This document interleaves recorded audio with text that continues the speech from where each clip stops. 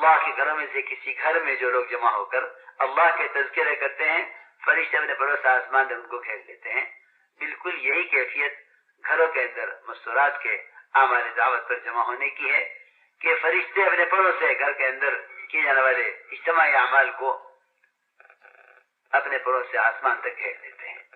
فرماتے تھے دودھ پیتے بچوں کو گودوں میں لے کر بیٹھو، کیونکہ حدیث کی عبارت کے پڑھے جانے سے اور قرآن کے حلقوں سے جو اللہ کی طرف سے فرشتوں کا نزول ہوگا، ان فرشتوں کے پروں میں بچوں کی تربیت ہوگی.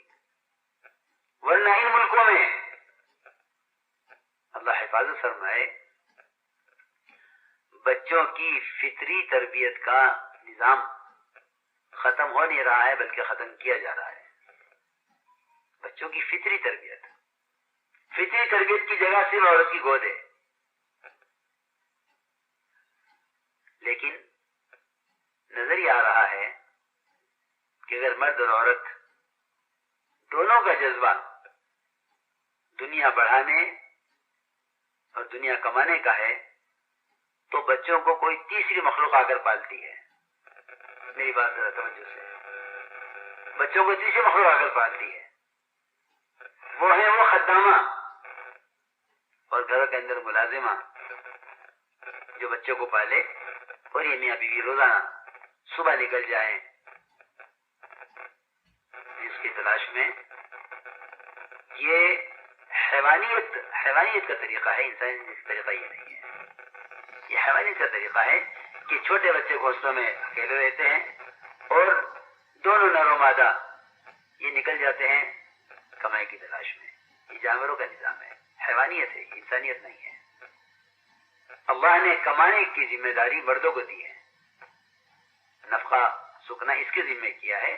جس کے ذمہ خرچ کرنا کیا ہے، عقل اس بات کا تقاضا کرتی ہے کمانا بھی اسی کے ذمہ ہے، کمانا بھی اسی کے ذمہ خرچ کرنا ہے.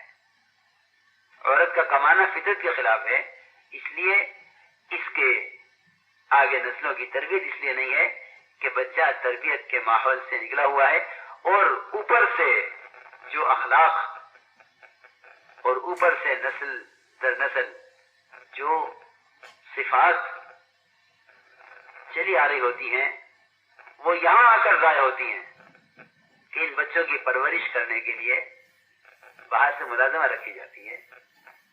اس لیے ماؤں کی وہ صفات جو جنہیں صفات جبلیہ کہا جاتا ہے، جو اوپر سے چلی آ رہی ہیں، وہ صفات بچوں میں منتقل نہیں ہوتی ہیں. اس لیے کہ ان کی تربیت کے نظام وہ ایسے خادموں کے حوالے کر دیا جاتا ہے جس طرح گھر کی صفائی ستھرائی اور گھر کی ضروریات خادموں کے حوالے کی جاتی ہے.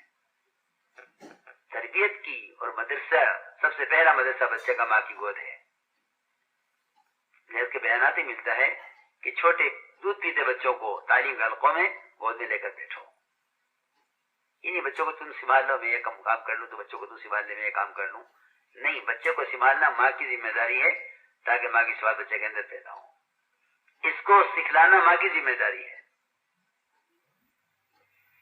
اس لیے میں نے عرض کیا کہ جو فطری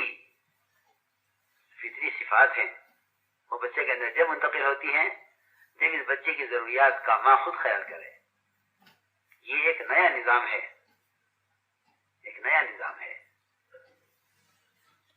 اگر عورت مرد کی طرح دنیا کمانے میں آگے بڑھے گی تو ان کی اپنی فطری صلاحیتیں اور ان کے اخلاق ان کی اولادوں کی طرف منتقل نہیں ہو سکیں گے. اس لیے فرمایا کہ عورت کا کام یہ ہے، کیونکہ عورت کے بارے میں فرمایا کہ یہ عتبۃ الباب ہے. عتبۃ الباب فرمایا عورت کو، گھر کی چوکھٹ. اور یہ لفظ کوئی نیا لفظ نہیں ہے بلکہ سب سے پہلے ابراہیم علیہ السلام نے اس لفظ کو استعمال کیا ہے عورت کے لیے. ابراہیم علیہ السلام کی ملت پر یہ امت ہے. ابراہیم علیہ السلام نے اس لفظ کو استعمال کیا سب سے پہلے، عتبۃ الباب، گھر کی چوکھٹ. دروازہ چوکھٹ سے ہے، اگر چوکھٹ نہیں ہے تو دروازہ بند نہیں ہو سکتا. گھر کی حفاظت عورت سے ہے. عورت عورت کو گھر کا دروازہ نہیں کہا بلکہ گھر کی چوکھٹ کہا ہے، اور اس گھر کو، اس چوکھٹ کو باقی رکھنے کا حکم دیا ہے، اس عورت کو باقی رکھنے کا حکم دیا ہے جو عورت شکر گزار ہوتی ہے۔ تھوڑا سا وقت ملا ابراہیم علیہ السلام کو، ایک تشکیل سے واپس آئے اور گھر پر پہنچے، بیٹا گھر پر نہیں تھا۔ 2 مرتبہ آمد ہوئی، دونوں مرتبہ گھر پہ بچہ نہیں تھا۔ خروج کا اور نقل و حرکت کا ایسا مزاج بنایا گیا تھا کہ لمبی تشکیل سے واپسی ہوئی ابراہیم علیہ السلام کی، اسماعیل علیہ السلام گھر پر نہیں تھے۔ پوچھا بھی، بہو سے پوچھا کہ اسماعیل کہاں؟ بہو نے کہا کہ وہ شکار پر گئے ہوئے ہیں۔ پوچھا کہ تمہارا اس گھر میں رہن سہن کیسا ہے، ضروریات کا کیا حال ہے؟ تو شکایت کی کہ بڑی تنگی میں رکھا ہوا ہے، بڑی پریشانی ہے، ضروریات پوری نہیں ہوتی۔ تو فرمایا، بہو سے فرمایا، بیٹے کی بیوی سے، کہ وہ آئے گا اسماعیل، اس سے کہہ دینا اپنے گھر کی چوکھٹ کو بدل دے، یہ چوکھٹ اچھی نہیں ہے۔ اسے کیا معلوم کہ آپ کیا مطلب ہے؟ اسماعیل علیہ السلام آئے، پوچھا کوئی آیا تھا کہ ہاں ایسے ایسے بڑی میں شکل کے آئے تھے، کہ ہاں میرے والد تھے، کچھ کہہ گئے ہیں کہ ہاں کچھ کہہ گئے ہیں؟ کیا کہا؟ کہ کہہ گئے تھے کہ گھر کی چوکھٹ بدل دو۔ کیوں؟ حال پوچھا تھا کہ ہاں میں نے بتلایا تھا کہ یہ پریشانیاں ہیں۔ فرمایا کہ وہ مجھے حکم دے گئے تمہیں طلاق دینے کا۔ اسی وقت طلاق دے دی، بیوی کو الگ کر دیا اور چلے گئے۔ ابراہیم سے روانہ ہو گئے۔ پھر آئے ایک عرصے کے بعد، پھر پوچھا،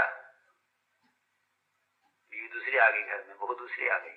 پوچھا کہ کیا حال ہے؟ کہ الحمدللہ، ہر حال میں اللہ کا شکر ہے۔